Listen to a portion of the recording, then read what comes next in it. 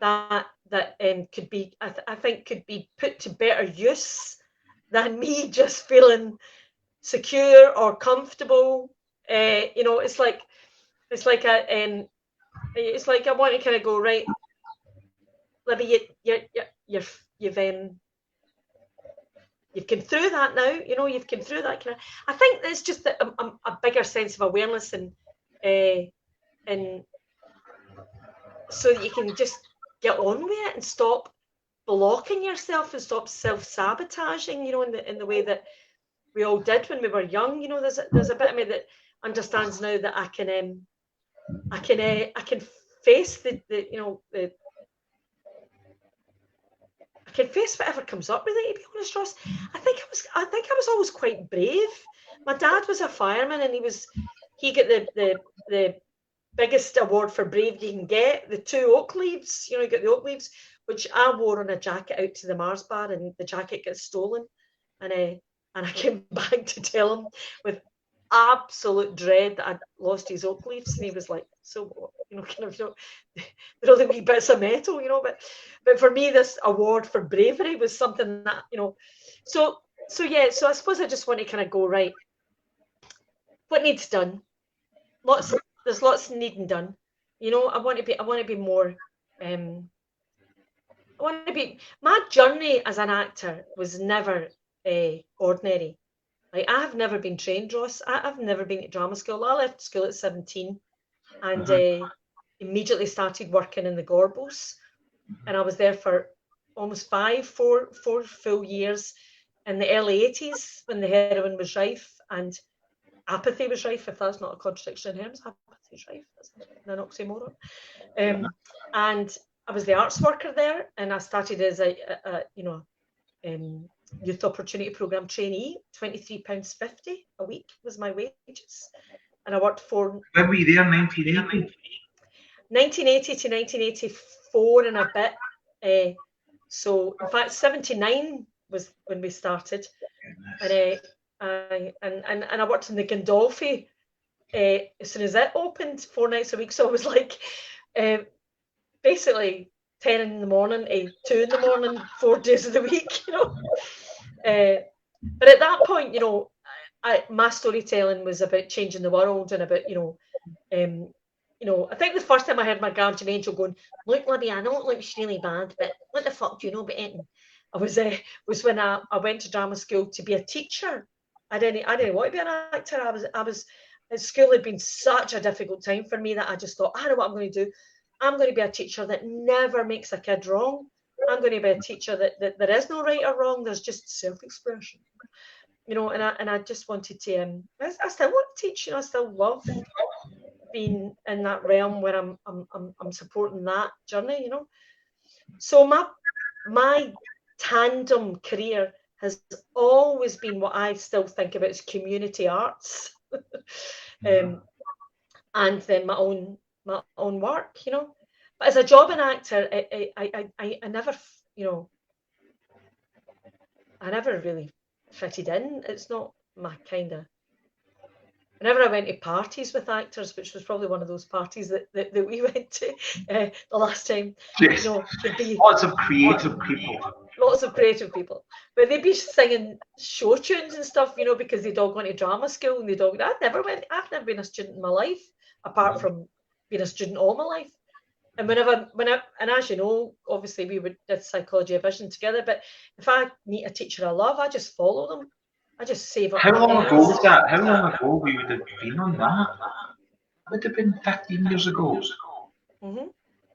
Was that when you were introduced to the Course of Miracles? Was it through POV? Well, I'm a student of the course and I run the Glasgow group. I've got there's a Glasgow group that meet up every week to study the course, and the course has been in my life now for 30 years. 30, yeah. It's a brilliant antidote to a religious upbringing, because it's not a religion. And look, A Course in Miracles. I've actually got the book in front of me. Yeah, we spoke about it earlier. I was introduced to the Course in Miracles probably 20 something years ago. Yeah. But through reading the Course in Miracles, then when I picked up the Bible, which would only be maybe 10 years ago, I look at the Bible from a completely different perspective now than I would have done. I went to a Christian secondary school and had the Bible branded down my nose. Of course, and for us people who were indoctrinated in a religion, we were taught about an off-planet God that would, that we would kind of white knuckle beseech for favour, who might or might not, So, when you're listening, I sometimes get frustrated if I'm listening to somebody like, say somebody like Ricky Gervais, speaking to Russell Brand, which was great fun to listen to, and these are great guys and really gifted comics, but you can see Ricky Gervais going, look, if there's a God, he's a bastard, right? So, and I really get that. My brother Peter used to say, look, I prefer the devil. At least he knows what he does what it says in the tin. This God guy's all over the place. There's babies dying in Africa and don't have enough. I really, really get why people would look at any religion and just go, how could you possibly justify an off-planet God that would look at the state of this world and not intervene? But one of the reasons I love the course is because it is a non-dualistic mind training. It's just a psychological mind thought system that basically says there's only you and you're it, and it's love, and that's it. There's just love. Now, what's happening in the world is you've really forgot that, haven't you? You've really forgot that you are already anyway always as innocent as you were created. It's not that you are lovable, it's that you are literally the creator. You are source material. There is only love. There is nothing but love. And like you, Ross, I can look at the Bible now and realize that all that kind of kingdom of peace, all it's just basically saying is reminding yourself of what your authentic nature is, which is love. I think we kind of know that. Yeah. And no matter how many big mouldy blankets there are on top of it, big mad army blankets. And love hasn't actually left us, it's us that's left it. Absolutely. And we can't leave it. It just feels like it, it just... Like we've left it, sorry. It just feels like it, it's that kind of... And it does feel like it. It's not that it doesn't feel like it. And it's not that people don't do, bad things, One of my favourite stories, so this is a mad conversation we're having, Ross, but one of my favourite stories about the Bible is the Garden of Eden, and the knowledge, biting into the apple of the knowledge of good and evil. Because for me, what that's basically saying is, the moment that we buy into the idea that we're the guys that would know the difference between a good guy and a bad guy is the fall from grace. That's the moment we lose the plot. Absolutely. Because you cannot judge without getting into trouble. As long as you're in judgment, you're forgetting to remember who you are. And I'm in judgment all day long. Totally. I mean, my God, if you could hear the way I judge myself. It's not that I'm talking about teach best what she most needs to learn, like in spades. I've got a girlfriend who I love, and she says to me, like, oh, Libby, you need all that fluffy bunny stuff. You need all that itchy coochie stuff. You need that airy fairy stuff. I'm an atheist, a communist. I just believe in, the struggle and make sure everybody's okay. And I go, me too. I really, I really want to be part of the solution as well.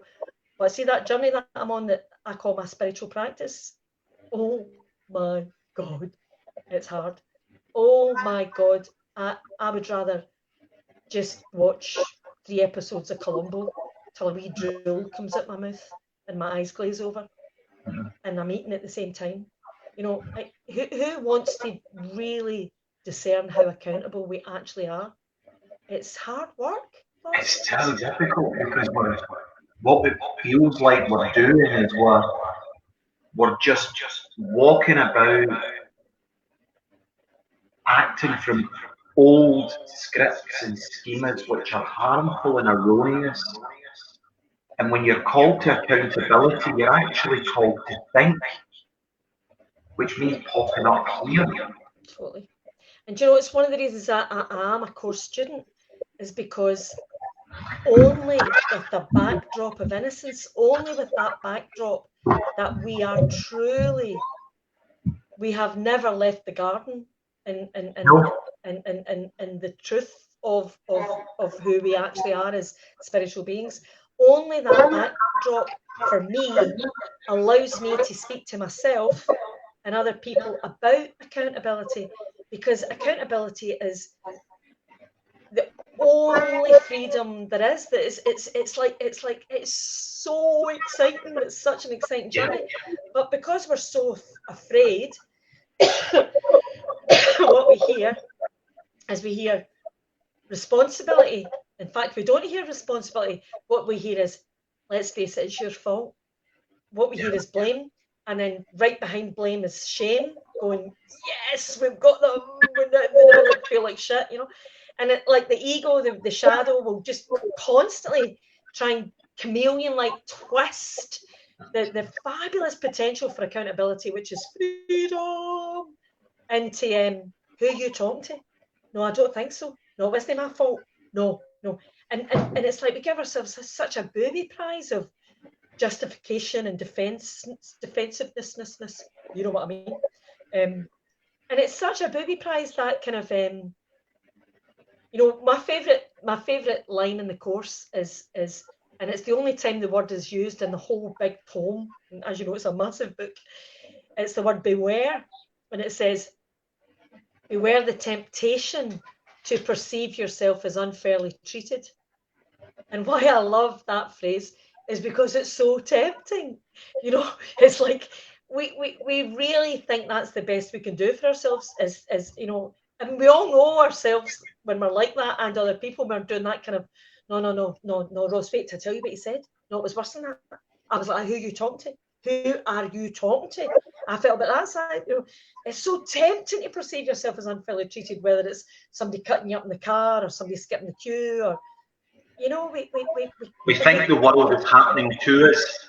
We think that life is happening to us. It's like when people say, I'm sorry, I'm stuck in a traffic jam. I want to go, no, you are a traffic jam. It's like we literally think we are stuck in a traffic jam. You're like, so what are you? Are you the only one that's, everybody else? That's the way we live. So I think what has got us into the mess that we've got into, as poor wee fragile human beings in this 2020 world, is that singular thinking. Is that I'm all right, Jack? Is that, are all these mental right-wing capitalists? And I'm not against capitalism per se. I mean, when I was younger and I was a Labour Party supporter, there was guys who were, socialist worker and militant, and I was like, listen, if the revolution has you at the front, I'm on the other side. I'm not saying we can't live in a world where capitalism is the system that we live under. That's not what we're talking about here. I don't want a bloody revolution. I just want people to. I mean, I think a universal wage would be a brilliant idea. As opposed to universal credit, which has really thrown up the inequalities big time. Absolutely. It's created a divide. Awful. So I suppose after lockdown, there's a bit of me that goes, right, Libby, are you going to be true to your word? Are you actually going to be proactive? Are you going to go to the meetings that you said you'd go to? Are you going to? One of the things I think I can do, Ross, I think it is important to know what your strengths are. And as a storyteller, I'm very up myself. I think I know what I know what I'm talking about when it comes to what is good story. And for me, good story is only ever a return to love. If it's not a return to love, and it could be the last moment where people remember who they are, but I'm not interested in a story that doesn't have that gold thread as a theme, and a story does, and anybody that thinks I'm talking about sentimentality that doesn't understand what I'm talking about. As far as I'm concerned, brutality and sentimentality are the head and the tail of the one coin. I'm not talking about sentimentality. I'm talking about the only interesting way to be, and that's love, and it's radical, and it's real, and there's nothing else to talk about as far as I'm concerned. You know, I think But if people get someone the has stories. experienced that, Hmm? if someone hasn't experienced that because they've got it enmeshed so much with pain, the way I think about it is when you were a little guy, a little guyette, and you were running along to see your mum and she was boiling potatoes and you just wanted a hug, she'd say, get away, get away. Yeah. And we've now internalised that. Oh, And totally. that love's within us and it's wanting to come up, but we're the one that's boiling the metaphorical potatoes and saying, get down, get away. Absolutely. I was in a online course at the weekend there. It was a kind of personal development, my favourite thing. Oh And there was no. a guy talking about going a walk in the wood with his wee 6-year-old daughter, you know, and she was getting bullied at school, and it was hard for her, and he was all about active listening. He was all about really, you know, being there for her and stuff, you know. So he was really listening, and she really got that her daddy was listening. And within about 2 seconds, she went, right, I'm bored with that. Anyway, about unicorns, you know, about unicorns and rainbows, daddy, you know, and moved on immediately, you know. And when I heard the story, I thought, oh God, you know, what time's it now? 50 odd years later, I'm still getting my dad, trying to get my dad's attention, you know, and failing miserably, you know. You know, it's so true that these are the, and it was funny. It's like what we make it mean is everything, Ross. Like when you and I had a wee chat earlier, and I was laughing about it, and I'm saying, God, it's so true. We've got these triggers, and we've got these kind of vaults in our mind, and you know, you could go, God, that train cancellation is in the same vault as my divorce. You know, I mean, I've never been divorced, but do you know what I mean? Like, it's all about what we make it mean, you Yes. know, so that you end up like the trigger could literally be a train being cancelled, and the next thing you know, you're in the foul mood, you know, and instead of going, oh, I wonder what that means. I wonder what Yes. my train being cancelled is going to bring up next, you know. Yes. I'm writing an article for a lovely lass called Marcy, Libby Mcarther, and she's asked me to write some stuff about anxiety and the difficulty I've got in doing it. But anxiety is just a natural response, and it was set up by evolution that when we got anxious, we'd try it as our call for help, and mummy would come and soothe us. Yeah, Now, as a 47-year-old guy, and I'm feeling anxiety, I don't have anybody to soothe me, yeah. and my And you know, cries are for help. yeah. And anxiety is a real worry. At the risk of going off in a dark tangent, Ross, I heard a set of stats once that really moved me. And it makes me want to do my workshops. It makes me want to go back out and make these workshops happen, which I have plans to do, you know. But the stats were that the same amount of women as men attempt suicide, but men are better at it. And one of the ways that make people, one of the reasons that people despair is anxiety, and it's not depression. It's like depression, especially if it's a kind of low grade, even though it might be chronic, depression can last for decades. But Yeah. when it's met with anxiety, and any one of us can be pushed over that penny falls, you know, it can be one tuppence too many that just sets the anxiety happening. But once that happens, because men are more likely to use proactive methods, like, you know, throwing themselves off things or from things, or then the anxiety doesn't have the chance to dissipate. Whereas women traditionally, sounds terrible, use methods like drink or drugs, or, you know, things that are slower to actually take hold. And anxiety can't sustain, as you know. It has peaks and troughs, and it was so sad to think that these guys weren't talking, weren't asking for help, weren't able to understand that it will pass, and we're acting in the way that men are culturally supposed to, you know, the next rung of the ladder, the next rung of the ladder. Whereas us women are in a cobweb of ladders, a wee bit over there and a wee bit there and a wee bit there and a wee bit there. But because men are supposed to be focused on the next thing to do, as opposed to the next way to be, these guys were taking their lives, because anxiety had got into bed with the depression, And that brings us on to your conversation about the system and capitalist. Our system is failing these people. And we're addressing the symptom, and we're not even doing that well. And nobody's got the courage, the balls to actually look at the cause. And those causes are not necessarily just intergenerational, systemic, or family orientated, or system orientated. When you look, if we look at the evidence that First Nations or Native Americans have had, and the government came along and took the country, took their fishing rights, took their spirituality, took the freedom, and then now what we're left with is mass suicides, drug addiction, violence. Yeah. And it's like, you don't have to go very far to realise that we're in trouble, When I was in the movies 3 months ago, and it occurred to me, I thought, I'm just going to try and sit properly here. It's like, folk talk about you get the face you deserve. I always think people get the stories they deserve, And I watched 4 trailers for upcoming movies, and every single one of those trailers had the same theme, and the theme was destroy or be destroyed. And 4 movies. Come and see this at the movies. It's like, talk about bring back Ginger Rogers and Fred Astaire. That's what the programming is worth. Well, that's what we're being fed. We're being fed Bruce Willis. Nothing against Bruce Willis. I think he's actually a very fabulous comic. But you have to understand that Die Hard was a comedy. It's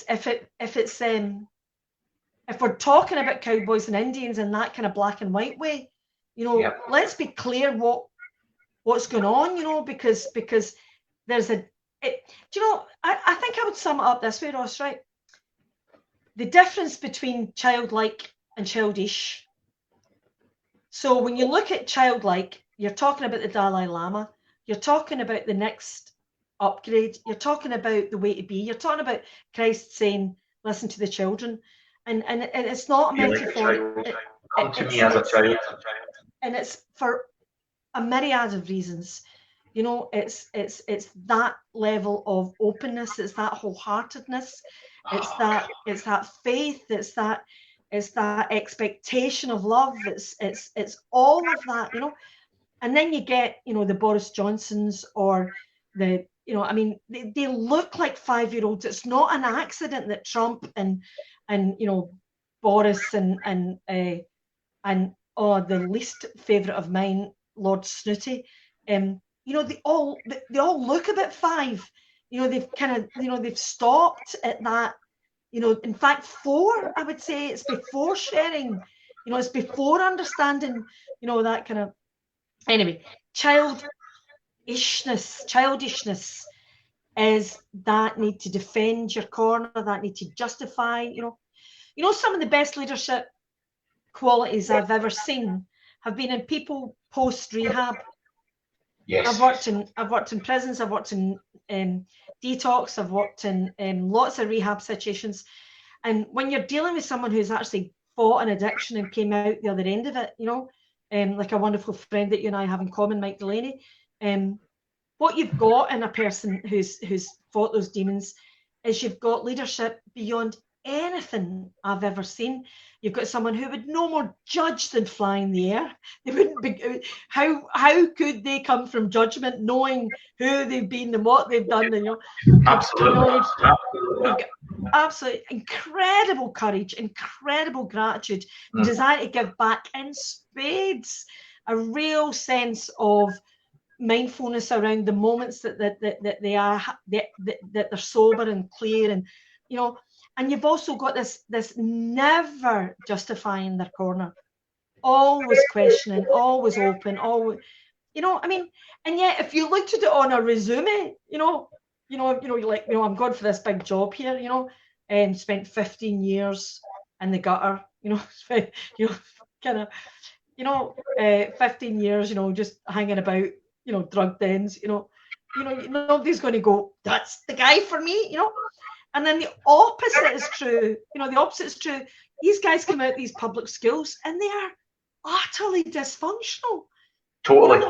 They've never had proper parenting. They've been bullied since they were 7.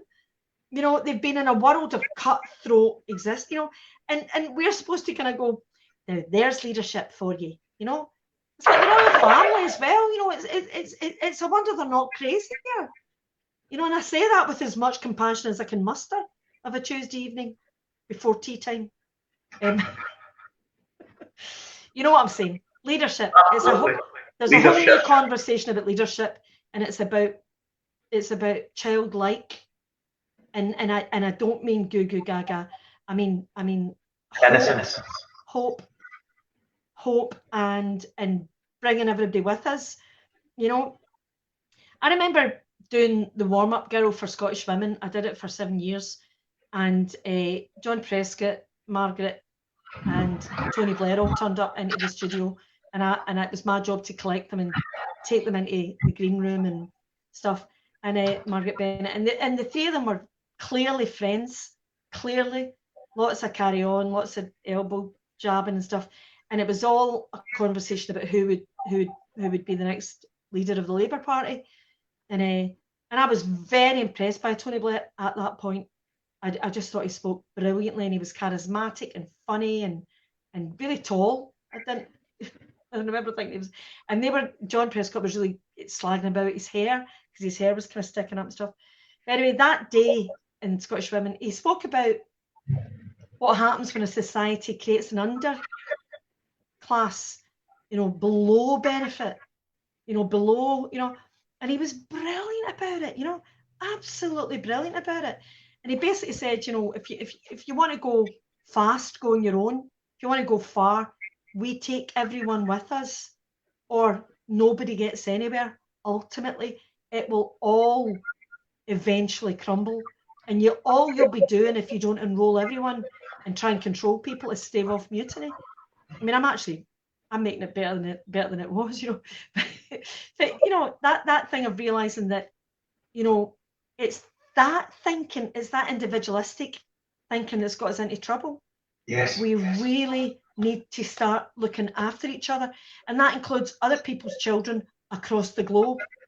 The children are all our responsibility, and it's the new models. We need to look at new models. I mean, the prison system, how fucked is that, Ross? And you talked about the natives, of whether it be the Aborigines, or, and oh my God, the systems they had. There's a brilliant story about a tribe, and I don't know if you know them, and I don't know who they are, but there's a tribe where when one person loses their way, goes off the mark. It's a beautiful story. Yeah, when the whole village downs tools, and they come into the middle of the village, and that one person is made to stand there, and they'll be there for a day or 2 days until it works, however long it takes. Everyone is responsible for them to return to love, for them to return. And the way that the village do it is they go, no, you're not that guy. You're the guy that helped me with my messages. There's a good Scottish word. That, whatever the tribe's version of the messages, you're the guy that when my wife was pregnant got us food. You're the guy that when my grandmother was sick went for the doctor. You're the guy that, and just keep racking their brains until the person comes home, until the person comes back to them, And that story, I'm fitting that story into what's currently going on. And the beginnings of that story was when the mother and father conceived, they created a song for the fetus. They sung it to it as a baby. They sung it to it all throughout its life. And when that individual lost its way, it was brought into the middle of the group. and everyone sang that song to the individual as a way to bring it home. Now, our world, where we're at right now, as individuals, we've lost our way, and this pause could be the world singing as a song to bring us back to who we actually are. Absolutely, Rose. And you know, obviously, folk like you and I aren't stupid. We're not talking. No, but we're not talking about. And it was divine intervention, and the Lord smote. You know, they said there's going to be some death. I don't believe in an off-planet God that's hurting people. That's not what's going on here. But what we are saying is, wouldn't it be amazing if this time made us reflect to the extent that we really understood that we actually are each other's responsibility, that unless we start thinking that way, this is just going to happen again. It's going to happen again. And then if we're really clever, we can actually move it into the other sentient beings on the planet and understand that we need to start acting this way towards the animals, towards the it's we really need to start looking after Mother Nature. Which is looking after ourselves, which is symbiotic. We need to start looking at. We need to start caring for ourselves. We need to start taking care of our own garden and stop having an expectation that buffoons are going to look after us. No, absolutely. In fact, one of the things I think that is powerful about what's happening, as you were saying earlier on about, obviously there ends up being a whole raft of self-medication that people are using to try and counteract the fact that it feels like life's sold them a dummy. Mm-hmm. It feels like they've been cast in the scrap heap, and you realise that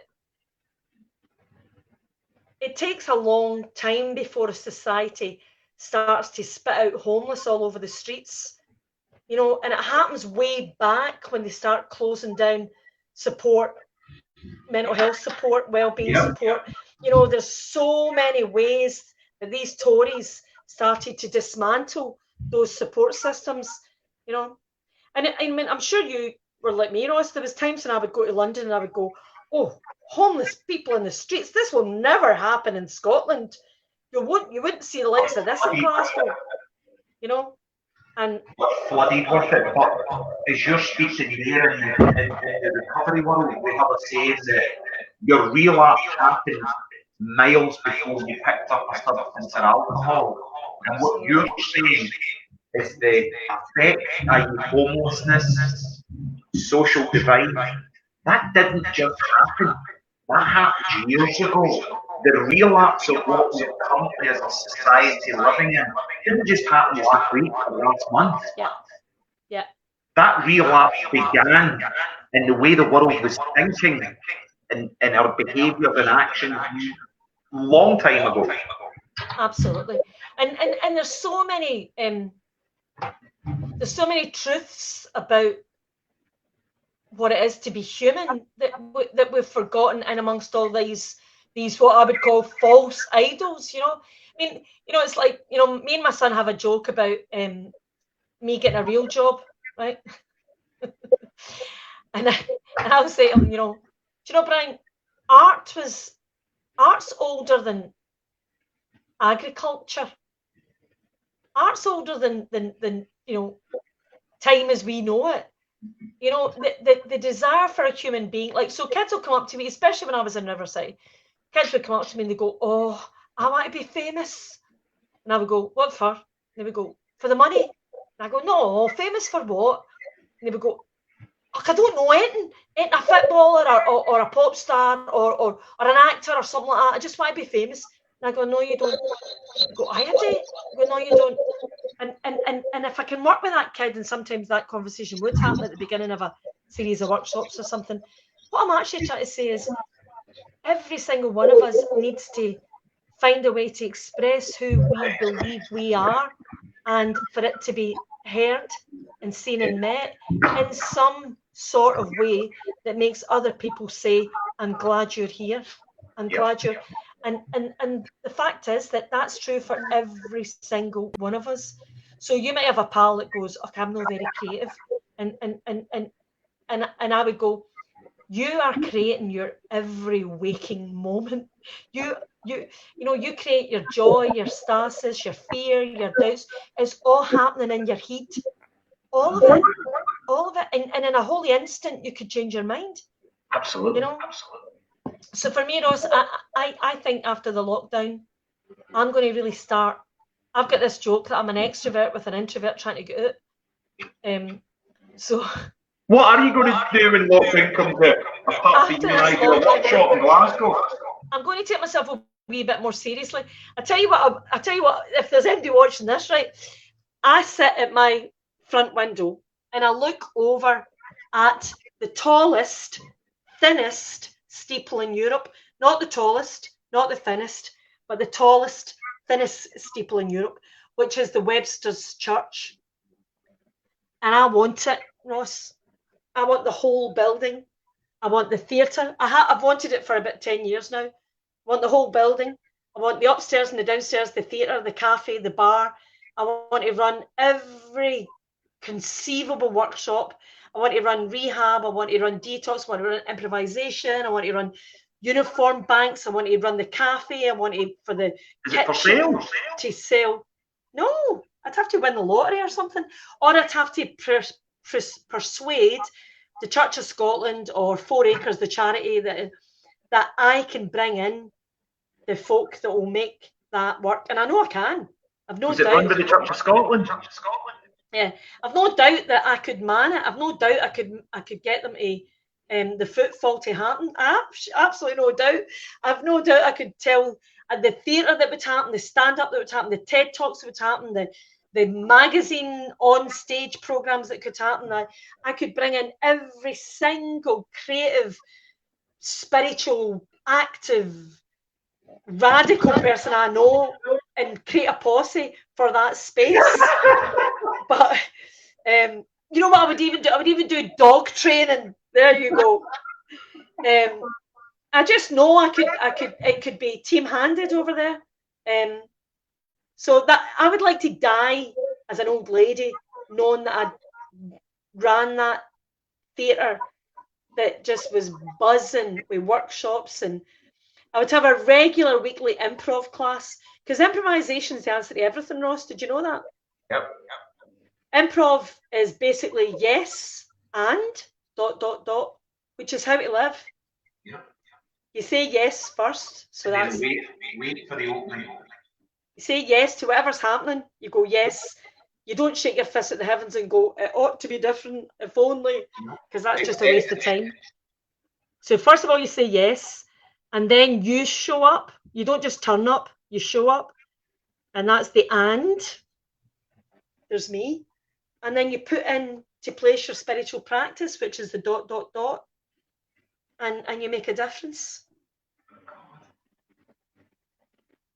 Maybe I'll play the lottery on Saturday. What do you think?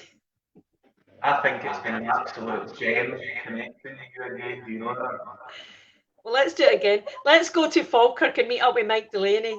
Oh, that'll be awesome. He's stuck. I'll send him an email tonight. Okay. Gosh, it's been wonderful. I've got your mobile number now, so I'm definitely 100%. I could chat with you. Well, Ross, I could talk to you for hours. It's really felt great to actually even hear all that, because I had no idea what I was going to say to you. But yeah, it's time now, isn't it? It's time for us to step up. It's time to step up. It's time to step up. Time to step up. We can't expect us being able to do it. We've got to step up and allow other people to gravitate towards where they need to be. We'll create those platforms, Ross. We will create those platforms. Lovely. Thank you so much for your time. It's been an absolute joy. I've really enjoyed myself speaking to you. We're the special. Okay. Power to your elbow. Thank you very much. Ditto, darling. Ditto. Bye.